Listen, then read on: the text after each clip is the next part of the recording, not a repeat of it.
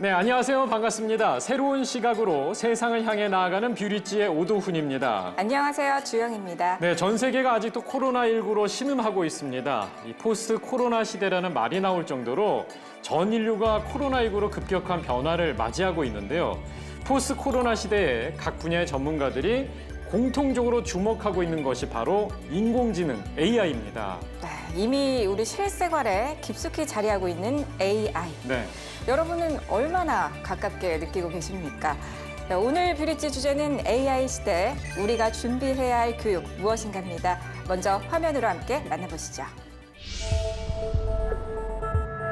2045년 미래학자들이 인공지능이 인류의 능력을 뛰어넘는 시점이 될 것이라 예측하는 때입니다. 현재 초등학교, 중학교에 다니는 아이들이 한창 활발히 사회 경제 활동을 하게 되는 때인데요. 인공지능이 인류보다 우수해져서 인류를 지배하게 될 것이라는 우려가 현실화되는 시점인 걸까요? 우리의 세상은 어떻게 될까요? 디지털 도서, 그다음에 증강현실, 가상현실을 통해서 우리가 많은 교육적인 자료를 갖다가 접하게 되는 이런 시대가 이제 코로나19 덕분에 더욱더 빨리 올 것 같습니다. 2045년쯤 되면은 특이점으로 변환되면서 인공지능이 갖고 있는 지능 수준이 전 인류가의 지능을 합친 것보다 더 높다라고 하면서 그 이후에는 이 세계는 어떻게 될 것인가라는 그런 궁금증들을 갖고 있거든요. 이런 예측 앞에서 우리 아이들은 이에 대해 얼마나 교육을 받고 있을까 염려가 생깁니다. 전문가들은 그 필요성은 인정하지만 아직 제대로 준비되지는 못한 상황이라고 전합니다. 인공지능 기반 교육 플랫폼은 아직 정식으로 이렇게 전 세계 어느 나라라고 하더라도 전면 도입돼서 이미 그 평가가 이루어질 만큼 진행된 곳은 없습니다. 교육 영역에서는 몇 가지 예측들은 있지만 가장 확실한 거는 인공지능에 기반한 교육 플랫폼이 이제 전면적인 교육 형태로 자리 잡을 것이다. 그러나 아마존, 구글 등 현재 이 분야에서 가장 앞서 나간다는 미국에서조차 관련 교육이라고 말할 수 있는 것은 프로그래밍 언어를 가르치는 코딩, 이제 시작 단계인 스템 교육 정도입니다. 스템 교육이란 사이언스, 테크놀로지, 엔지니어링, 매스매틱스의 약자로 4가지 분야의 융복합 교육을 일컫는 말입니다. 이렇게 교육 분야에서 적용이 더딘 이유, 기술력은 차치하더라도 몇 가지 쟁점이 있기 때문인데요. 특히 기독교 교육계에서는 더 크게 부각되는 이슈가 있습니다. 바로 인공지능과 창조질서입니다. 인공지능 알고리즘이 우리의 어떤 문화로 찾아온 이 시대에 기독교 진리가 진리로 정말 선포되는 것이 위협받지 않을까라는 것에 저는 굉장히 동의를 해요. 위협받을 수밖에 없다라는 거예요. 어디든지 있을 수 있기 때문에 시공간을 초월해서 아이들이 이건 체험하는 현실이에요. 근데 계속 기존의 하나님 개념을 가지고 아이들에게 얘기를 하면 그 하나님은 아이들이 거의 인공지능과 동일시할 가능성이 큽니다. 또 하나의 우려는 인문학적 교육의 훼손 등입니다. 그럼에도 불구하고 손 놓고 있을 수는 없는 일이라는 점에서는 모두가 입을 모읍니다. 기독교 공동체가 정말 이 사회를 이끌어간다라고 생각한다면 어떤 가치 공동의 연대를 해갈 수 있는 것들을 자꾸 찾아가는 것이 중요한데 문제는 기독교 공동체가 이 과학기술이랑 굉장히 안 친밀하다라는 거예요. 과학기술에 굉장히 24시간이 매개되어 있음에도 불구하고 늘 우리는 AI는 굉장히 낯선 주제라는 거죠. 아이들에게 인공지능과 관련해 충분히 생각해 볼 수 있는 가능성과 가치를 부여해 줘야 한다고도 전합니다. 한 기독대안학교입니다. 코로나19로 인해 아이들이 학교에 등교하지 못하는 가운데 이 학교에서는 에듀허브라는 온라인 교육 플랫폼을 만들어 큰 주목을 받았는데요. 어떤 프로그램인지 확인해 보겠습니다. 에듀허브는 AI, 빅데이터 기술을 접목한 줌, 그리고 구글 클래스 등을 활용한 프로그램입니다.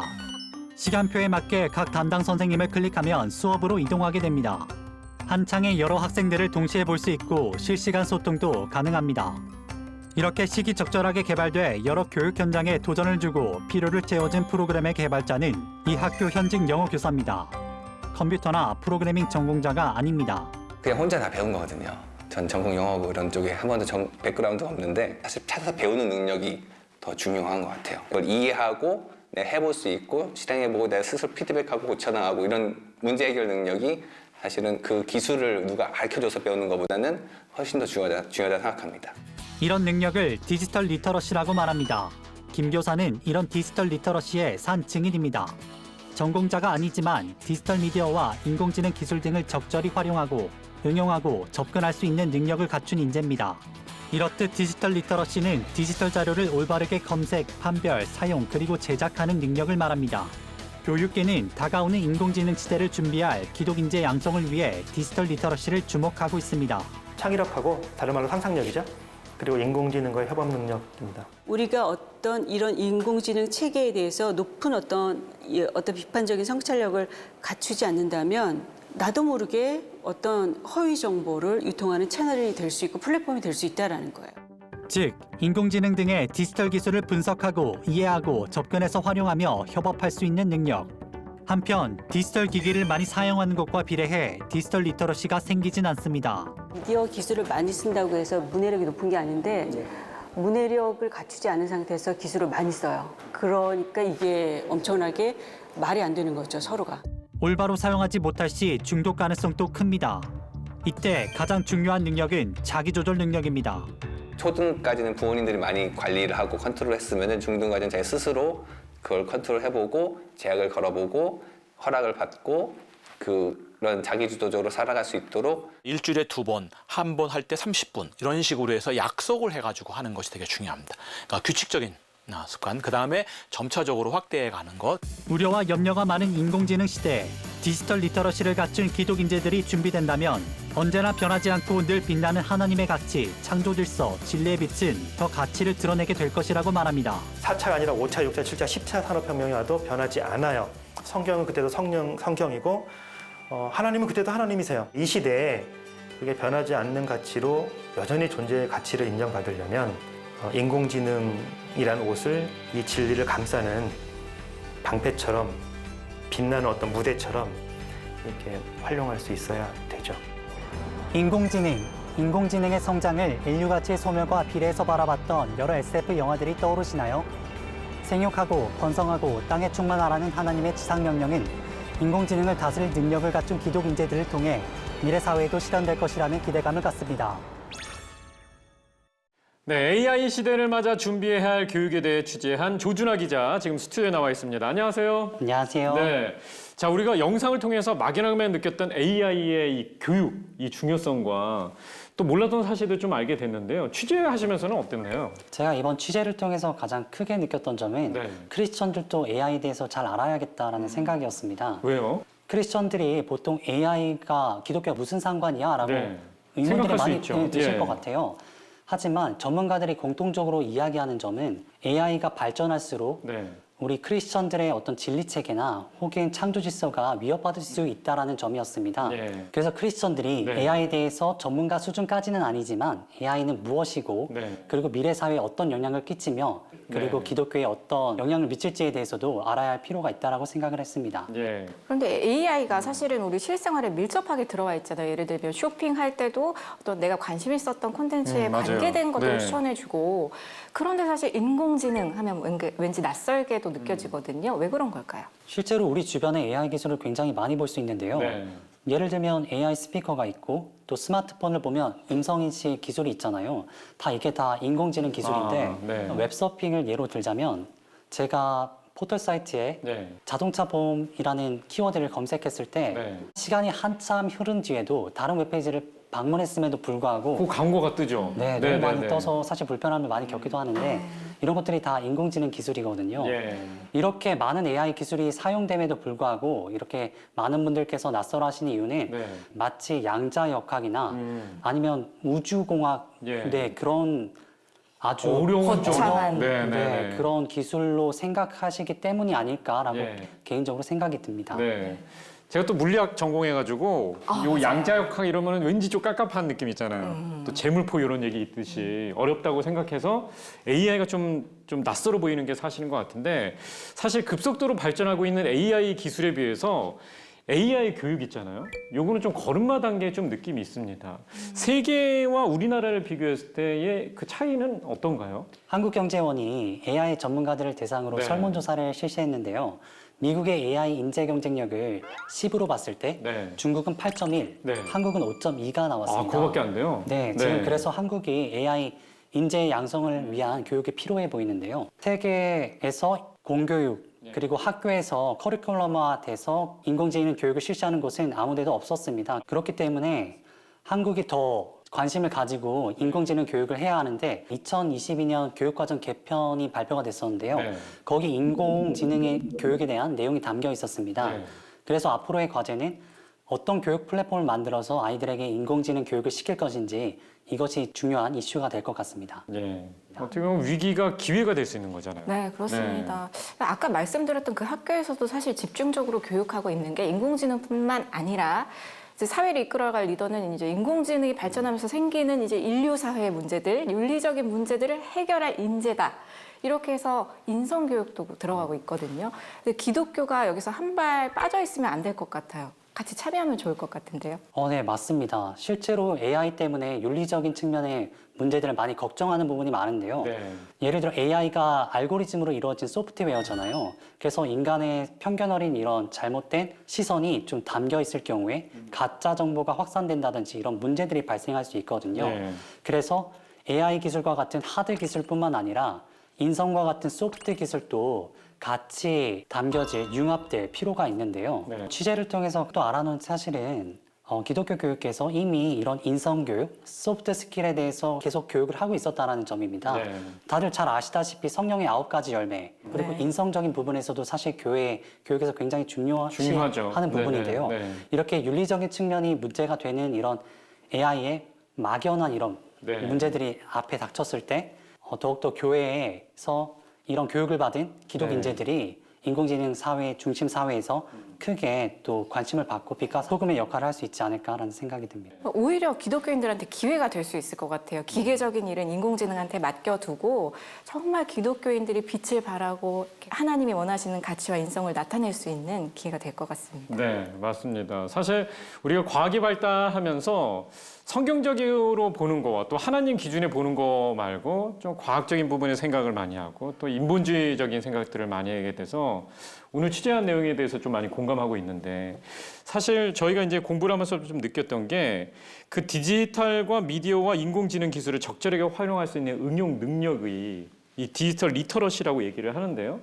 이것을 키우기 위해서 교회와 또는 기독교 학교와 또 사회가 또 뭔가 좀 해줘야 될 것 같은데 어떻습니까? 네, 먼저 디지털 리터러시에 간단하게 먼저 설명해 드리면 네.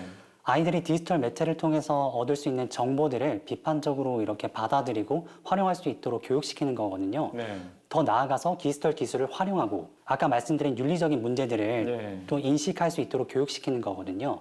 근데 이렇게 생각하실 수도 있을 것 같아요. 네. 아이들이 디지털 기기를 많이 사용하는데 디지털 리터러시가 저절로 생기는 게 아니냐라고 의문이 드실 수도 있는데요. 사실 스스로 키우기는 상당히 어려운 측면이 있다고 전문가들은 말을 하는데요. 왜냐하면 중독적인 부분이 그렇죠. 아주 강하기 네. 때문에 네. 그래서 더욱더 디지털 리터러시라는 교육이 필요한 거고 학교에서도 필요하고 또 교회 내에서도 필요한 거고. 네, 맞습니다. 예.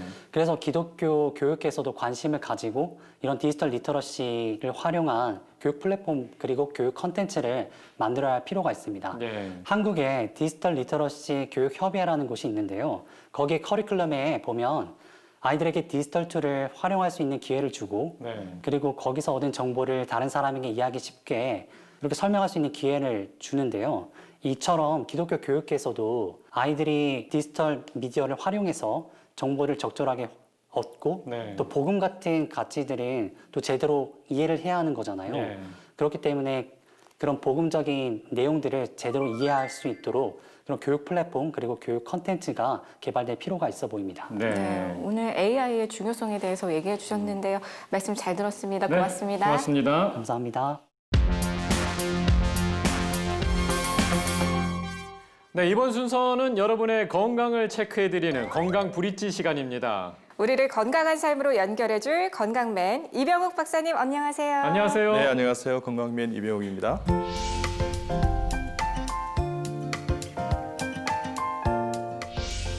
네, 박사님, 우리가 네. 이 건강한 삶을 살려면 건강관리 되게 중요하잖아요. 그럼요. 또 인사로도 건강하세요 이런 얘기 많이 하는데 네. 우리나라 사람들은 다들 박사라고 얘기를 하잖아요. 그래서 머리 아파요 그러면은 약 먹었어? 네. 또는 뭐 배 아파요 그러면은 약 먹었어? 이렇게 계속 묻는데 자가 진단을 해서 자가 진단을 이거 좀 문제라고 생각하는데 어떻습니까? 네, 그렇죠. 약을 적절하게 쓰는 것은 참 중요한 것입니다. 그것은 약이 되는 거죠. 그렇지만 아프지 않는데 또 이 아픔을 예상해서 자기 스스로 진단해서 약을 쓰는 것은 네. 오히려 약의 오남용을 가져올 수 있습니다. 네. 우리가 적절히 약을 쓰는 건 좋지만 약을 무분별하게 오남용할 수 있으면 계속해서 내성균주가 생겨서 힘들어지는 거죠. 그 약이 안 듣기 이제 시작한다는 그렇죠. 거죠. 네. 이 2016년도에 이 영국에서는 이 슈퍼바이러스 박테리아 이런 것 때문에 한 70만이 매년 사망하는데 50년이 되면 한 1000만이 엔데믹하게 죽을 수도 있다 이런 보고를 한 예도 있어요. 그러면은 대부분의 약이 내성이 생긴다고 봐도 되는 건가요? 어떤 얘기로는 진통제는 내성이 없으니까 먹어도 된다 이런 얘기도 그렇죠. 있는 생길 것 수도 있고 같은데. 안 생길 수도 있죠. 근데 이제 생길 가능성이 열어놔야 되는 거 대부분 네. 있지 않습니까? 그러면 저희가 약을 언제 끊고 언제 먹어야 될지 어떻게 알 수 그렇죠. 있을까요? 그건 그게 참 가장 어렵죠. 네. 중요한 건데 우리가 CC당 1g당 10의 5승계 10만 개 이상 되면 이게 병적인 상황이 도출이 됩니다. 예. 증세가 많이 생기는데 그렇기 때문에 10만 개 이하가 되면 잘 생기질 않아요. 네. 이 증상. 근데 증상과 증세를 너무 나쁜 것으로 생각하지 말고요. 우리 몸이 정상으로 되기 위한 네. 일시적인 비정상의 시기라 생각해서 이렇게 잘 해석하는 능력을 키우면 될 것 같아요. 좀 참아야 되는 건가요? 그렇죠. 예. 그래서 환자는 영어로 patient, 네. 인내는 patience. 그렇죠. 그래서 환자는 인내하는 겁니다. 아. 인내하면 우리의 자연 치유력이 활성화되어서 예. 이게 이제 이겨낼 수 있는 환경이 여건되는 거예요. 예. 여건이 이제 완성되는데 예를 들면 어떨 때 그럼 이 약을 써야 되느냐? 예. 우리 증상이 계속해서 증가한다든지, 예. 그다음 빈도수가 잦아진다든지, 예. 그다음 이것 때문에 내가 어떤 일을 할 수 없고 밤에 잠을 잘 수 없다 그러면 병원에 가서 진단해서 정확한 치료에 따라서 처방을 받아서 약을 먹는다 이렇게 예. 하는 게 좋죠. 네. 그 약 얘기가 좀 나와서 사실 뭐 궁금했던 게 방송을 많이 보게 되면은 비타민 먹고 철분제 먹고 되게 많은 약을 먹잖아요. 박사님은 이거에 대해서는 어떻게 생각하십니까? 우리가 내추럴하게 야채나 과일, 채소에서 비타민을 섭취할 수 있어요. 네. 그리고 난 다음에 되지 않으면 종합 비타민 정도 하나 드시는 것이 좋지 않을까. 다른 거 뭐 칼슘 약이나 뭐 오메가3 이런 것들은요? 뭐 칼슘이라든지 이런 네. 것도 우리 음식에서 빙어포라든지 멸치라든지 뭐 오메가3도 마찬가지 우리는 그런 어떤 음식을 섭취하면 되기 때문에 우리에겐 자가 면역이 활성화되어 있습니다. 예. 그럼 자가 면역력을 위해서 약보다는 음식으로서 성분을 섭취하는 게 좋다는 음식과 거죠. 네. 마음과 그다음에 뭐 웃음과 눈물, 그다음에 잠, 수면, 운동 이런 것들을 복합적으로. 네, 네. 예, 전인적으로 총체적으로 우리가 이렇게 개선하면 얼마든지 그 스트레스 받지 말고요. 네, 근데 박사님께서 우리가 정말 아플 때 먹어야 할 약 중에 정말 부작용이 없는 약을 알고 계시다고 하는데요. 그것은 가족의 사랑입니다. 사랑이요. 예, 사랑입니다. 네, 네. 가족이 사랑하면 사랑은 어떤 병도 이겨낼 수 있습니다.